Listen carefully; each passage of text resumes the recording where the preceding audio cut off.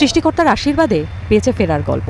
ভৈরবের সোহাগের জীবনে ঘটেছে এমন এক ঘটনার বাস্তব দৃশ্যায়ন। কিশোরগঞ্জের ভৈরব রেলওয়ে স্টেশন। যাত্রী রেমিটেন্স যোদ্ধা সোহাগ ঢাকার টঙ্গী আসবেন, উদ্দেশ্য ওমানের ফ্লাইট।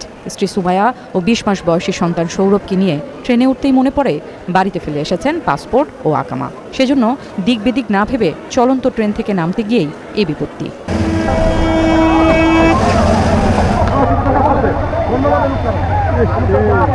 বোরখার সাথে পেঁচিয়ে স্ত্রী পড়ে গেলে হাত থেকে ছিটকে যায় বাচ্চা। সাথে সাথে বাবা সোহাগ ঝাঁপিয়ে পড়ে প্ল্যাটফর্ম ও ট্রেনের মাঝখানের সরু ফাঁকা জায়গায়। সন্তানকে বাঁচাতে বাবার আপ্রাণ চেষ্টা। একে একে ৮টি বগি বাবা সন্তানের উপর দিয়ে চলে যায়।